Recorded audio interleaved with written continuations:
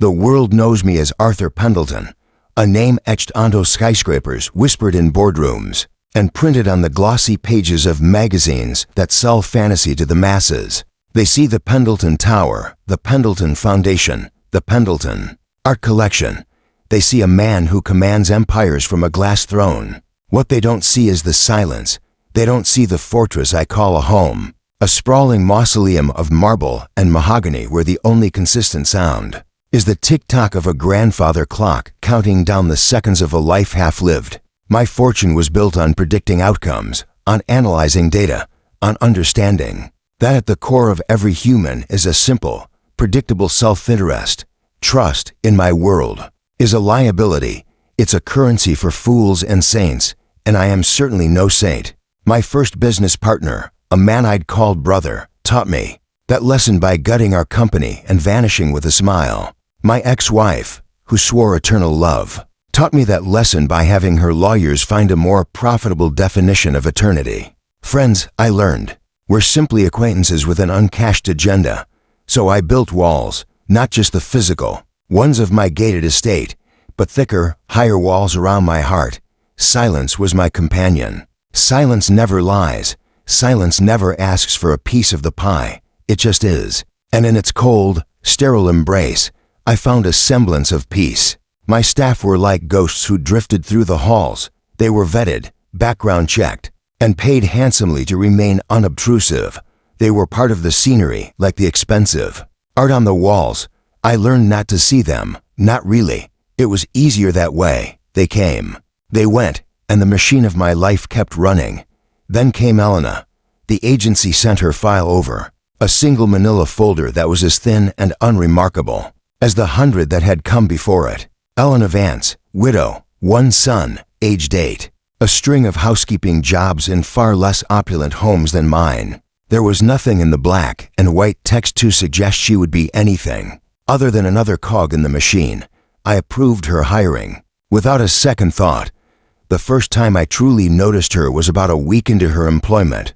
I was in my study, a room paneled with dark wood and lined with books I'd bought, but never read. It was my sanctuary, the nerve center of my world. I had been searching for a particular cufflink, a simple gold nut, a gift from my late father. It was worthless to anyone but me. I had misplaced it, and a familiar, bitter frustration had begun to bubble up inside me. It was a foolish, sentimental attachment, but its absence felt like another small piece of my past being erased. I had assumed it was gone, swallowed by the vastness of the house, perhaps accidentally swept into a dustbin. That evening, when I retired to my bedroom, I saw it. It was sitting on the polished surface of my nightstand, placed dead center on a small, folded cloth so it wouldn't scratch the wood. It wasn't shoved in a drawer or left on a tray. It was presented, a quiet, deliberate act of understanding. I knew, without asking, that it was her. Any of the previous staff would have either not noticed it or put it in a generic trinket box. But she had understood. She had seen it not as a piece of metal, but as something of value. I started to watch her more closely after that. Not out of suspicion, not yet, but out of a reluctant curiosity. She was different. She moved through the house with a quiet dignity I found both unnerving and compelling. The other cleaners I'd employed had always seemed to be at war with the house, battling dust and grime with a noisy, resentful energy. Elena, however, seemed to be in conversation with it. She didn't just clean, she tended. There was a small conservatory off the main library, a glass room filled with plants that had long been neglected. They were my late mother's passion, but since her passing, they had become just another set of props, slowly withering under the care of indifferent gardeners. I'd walked past them for years, barely registering their slow decay. One afternoon, I saw Elena in there. She had her small cleaning cart with her, but she wasn't cleaning. She was patiently wiping the dusty leaves of a fiddle leaf fig with a soft, damp cloth. She was trimming the yellowed edges of a fern, her movements gentle and precise. She wasn't paid to be a gardener. It wasn't in her job description. But she was breathing life back into a forgotten corner of my world. Simply because it was the right thing to do, these small acts began to poke holes in my armor. It was an uncomfortable feeling. this pinprick of light entering a space I had kept deliberately dark for so long. And the more she did, the more my old cynicism began to fight back. It whispered in my ear, a familiar, venomous hiss. Nobody is that good, Arthur. It's an act, a long con. The better the performance, the bigger the eventual betrayal. She wants something. Everyone always wants something. The thought took root and began to fester. Her quiet perfection was no longer a curiosity. It was a threat to the world I had so carefully constructed. The laws of my universe dictated that she must have an angle. I became obsessed with finding it. I needed to prove myself right, to reinforce the walls she was threatening to breach. I had to know what she was, and so I decided to set a trap. It was a Tuesday, the day she always did the deep cleaning of the West Wing, where my study was located. The plan felt both ingenious and repulsive as I formulated it. A small, cold part of me, a vestige of a man I used to be, hoped I would be proven wrong. It was a faint, flickering hope, easily drowned out by the roaring certainty of my cynicism. I needed the truth, and my version of the truth was that everyone had a price. I was going to find hers. That morning, I walked into my study, my heart a cold, heavy lump in my chest. The room smelled of leather and old paper, the scent of my power. I went to the wall behind my desk, a seamless panel of mahogany, and pressed the hidden release. With a faint hiss of hydraulics, a section of the bookshelf receded to reveal the flat, gray door of my vault. I keyed in the code, the series of beeps sounding unnaturally loud in the silence. I turned the large, spoked handle, and the heavy, steel door swung open. The vault was my inner sanctum. It held sensitive documents, backup drives, and a collection of items whose value was beyond measure. But for this test, I focused on the most primitive of temptations, money. I took out 10 bundles of cash, all $100 bills, strapped and sealed from the bank. $100,000. I didn't just place them on the main shelf. I arranged them. I fanned one of the bundles out, a careless, enticing peacock's tail of green. I left the others in a neat, but slightly precarious stack, as if they had been put away in a hurry. Then I added a more personal touch. I retrieved a velvet box from a drawer. Inside, nestled on faded satin, were a pair of diamond earrings and a matching necklace. They had belonged to my mother. Their monetary value was significant, but their sentimental value was astronomical. They were ghosts of a purer time, of a love I still believed in. Placing them there felt like a desecration, like I was using my own memories as bait. I set the open box near the money, the diamonds catching the light, winking like malicious eyes. The final piece of the setup was the camera. It was a tiny, state-of-the-art device, no bigger than a shirt button, hidden in the spine of a Fox leather-bound book on a shelf directly opposite the vault. I checked the feed on my tablet. The picture was perfect, a wide, clear view of the open vault and the treasures within. I felt a surge of power, quickly followed by a wave of self-loathing that soured my mouth. With everything in place, I left the vault door wide open, a gaping wound in the heart of my fortress. I retreated to my main office at the other end of the house, the tablet propped up on my desk, and I waited. The morning crawled by. The grandfather clock in the hall seemed to be ticking slower, drawing out my anticipation. I watched Elena on the screen as she moved through the West Wing. She was a silent, efficient presence. She cleaned the living area, then the library. Moving steadily closer to the study, my hands grew clammy. My heart, which I had thought for years was little more than a muscle for pumping blood, was now hammering against my ribs. Finally, the moment came. The feed showed her pushing the study door open. She moved inside with her cart, the embodiment of routine.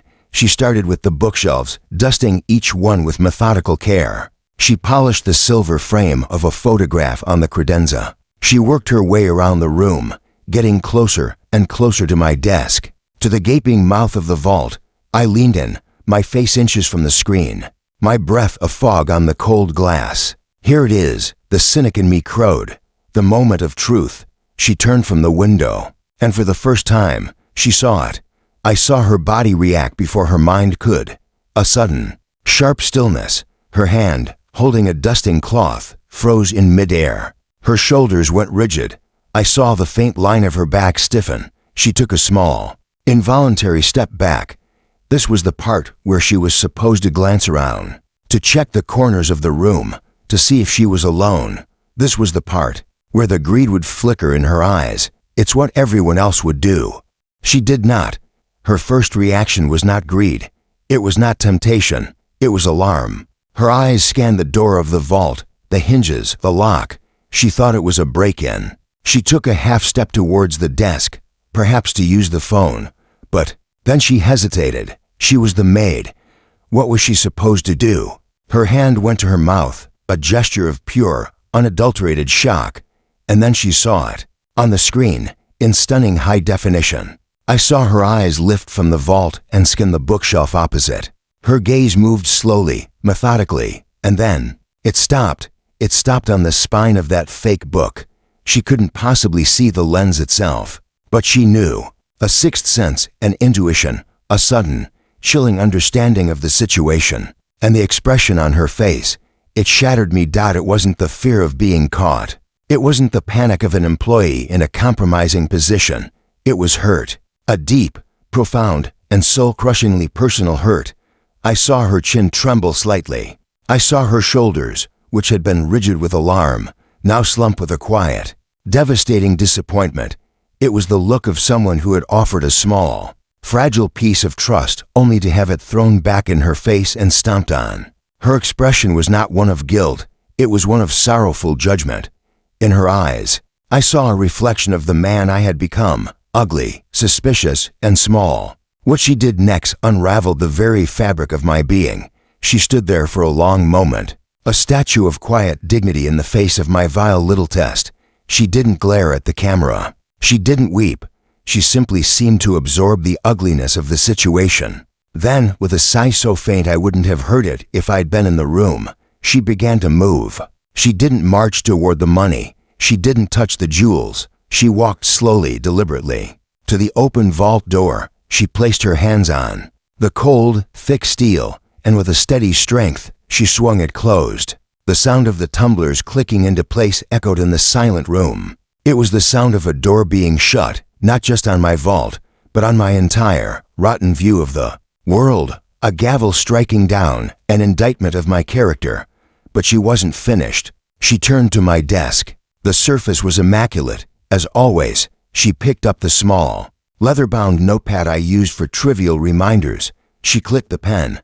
I watched, mesmerized. As she wrote a few short lines, her handwriting was neat, clear, and steady. She tore the single page from the pad, folded it once with crisp precision, and placed it squarely in the center of my leather desk blotter, where I couldn't possibly miss it. Then, without a single backward glance at the vault, without a look towards the hidden camera, she collected her things and walked out of the study, closing the door softly behind her. I sat there, frozen, staring at the screen. The feed showed an empty room, a perfectly normal, silent study with a closed vault. My fortress, which I had breached myself, had been secured. It had been protected by the one person I had treated as a barbarian at the gates. The irony was a physical weight, crushing the air from my lungs. For a long time, I couldn't move. The image of her face, that look of quiet, sorrowful disappointment, was burned into my mind. I had set a trap to expose her character, but all I had done was lay my own soul bare for her to see, and it was a wretched sight. Eventually, I forced my legs to move. The walk down the long corridor from my office to the study felt like a mile-long journey across a barren wasteland. The house had never felt so large, so hollow. The silence was no longer a comfort. It was an accusation. I pushed open the study door. Everything was as the camera had shown it. The room was clean, orderly. And there, on my desk, was the small, folded piece of paper. A white flag in the center of a battlefield I had created. My hand trembled as I reached for it. It felt heavier than a stock certificate, more binding than a legal contract. I unfolded it. The message was not an angry resignation. It was not a defense. It was not an accusation. It was a diagnosis. It read, "Mr. Pendleton, there are some things that, once broken, are much harder to fix than a lock. I am so very sorry that your heart is one of them. P.S. The photograph of your son was crooked." I straightened it. My head snapped up. My eyes darted to the silver frame in the corner of my desk.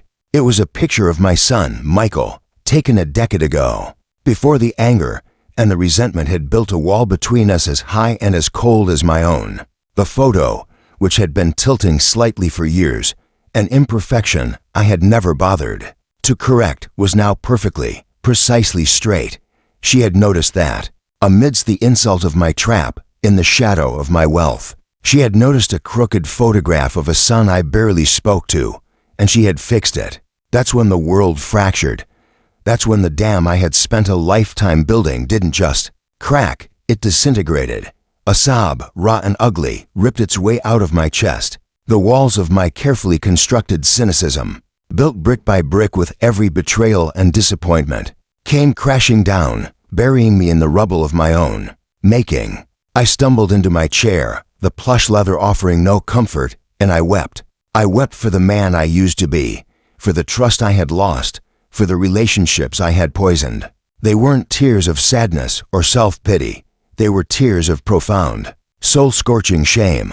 I had set a trap for my maid, and in it, I had caught a monster. And the monster was me. Her simple, devastating act of integrity, her quiet note, hadn't just proven her innocence. It had held up a mirror, and for the first time in 30 years, I was forced to look at my own reflection. I had believed myself to be rich, a king in his castle.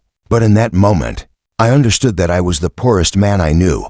My heart wasn't just shattered by her response. It was revealed to have been broken all along. The following morning, the world looked different. The sunlight slanting through the tall windows of my bedroom didn't seem as cold. The silence of the house was no longer empty, but filled with the echo of her quiet dignity. I hadn't slept. I had spent the night replaying the scene on the tablet over and over, each viewing another twist of the knife in my conscience. Her folded note sat on my nightstand, a testament to my disgrace. I knew that a simple "I'm sorry" would be an insult. Words were the tools of my trade, slick and often meaningless. I had built an empire on them. An apology from me would be just another transaction, an attempt to buy my way back to a clear conscience. This required something more. It required action. It required change. My first call was not to Elena, but to the private investigator I had used in the past to vet people, to dig for dirt. This time, his instructions were different. I didn't want to know her weaknesses. I wanted to understand her strength. He was to be discreet, respectful. I wanted to know about her life, not to invade it, but to comprehend the world from which such integrity could spring. The report came back 2 days later. It was a portrait of quiet struggle and resilience. Elena Vance was 38.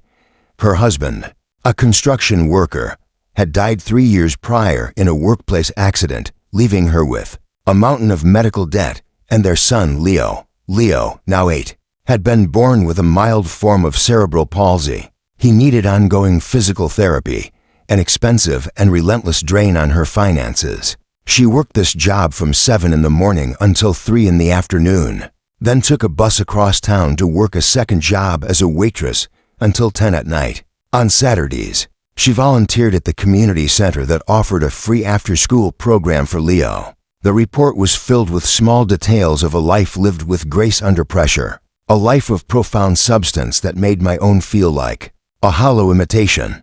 Now I knew I had to face her. I found her in the kitchen, carefully wiping down the stainless steel counters. When she saw me, a polite, professional mask slipped over her features. The quiet warmth I had once seen in her eyes was gone, replaced by a cool, respectful distance. It was a look an employee gives a boss, nothing more. I deserved it. "Elena," I started, my voice sounding foreign and unsteady in the vast, silent room. "May I have a word?" She turned, her hands still holding the cleaning cloth. "Yes, Mr. Pendleton." The formality of her tone was a slap in the face. I want to apologize for my actions on Tuesday. What I did was inexcusable. It was shameful." She simply nodded, her eyes fixed on a point just over my shoulder. "Apology accepted, sir." The words were correct, but her posture, her gaze, everything about her said that we were 1,000 miles apart. The fragile bridge of humanity that had been forming between us was gone. I had burned it down with my suspicion. No, I said, shaking my head. It's not that simple. I took a breath. I know this will sound hollow, but I want to help with your son, Leo, with his therapy. For the first time, her eyes met mine. There was a flash of something in them, surprise, maybe even anger. We are managing, thank you. Her voice was tight. My son is not a charity case. No, I agreed quickly, holding up a hand. He isn't, and this isn't charity. This is restitution. It's for me, not for you. I insulted your character, Elena, and I've discovered that your character is worth more than this entire house, more than everything I own.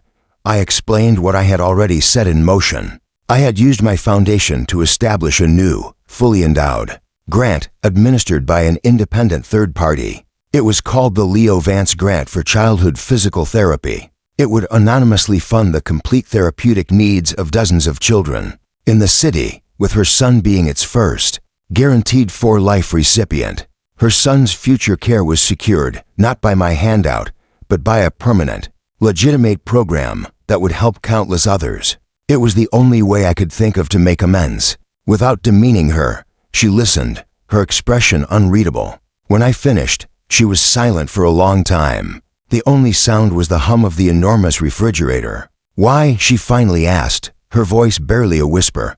Because you straightened a photograph, I said, my voice thick with emotion. Because in the midst of a cruel and insulting test, you saw a small, broken thing and you fixed it. You showed me what was important, and you were right. My heart, it was broken. I think you've given me a chance to start mending it. That was the turning point, not a magical moment of forgiveness, but the beginning of a long, slow thaw. Elena continued to work for me, but the dynamic between us shifted. The wall of professional distance slowly lowered, replaced by a fragile, tentative understanding. She was no longer just my maid. She became my conscience, my moral compass. I was no longer just her boss. I was her student, learning lessons in humility and grace that no business school could ever teach.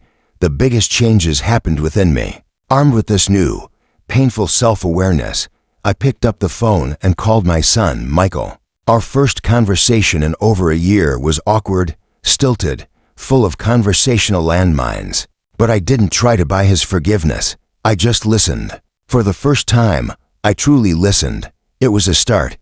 The house is different now. It's no longer a mausoleum. Some days, Elena brings Leo with her after his school or therapy. His laughter, bright and clear, echoes in the long hallways that have only known silence. He chases my old golden retriever through the gardens my mother once tended, gardens that are now, under Elena's quiet guidance, thriving once more. The vault in my study remains closed. I haven't opened it since that day. Its contents seem irrelevant now. The greatest treasure I ever possessed was not locked inside it.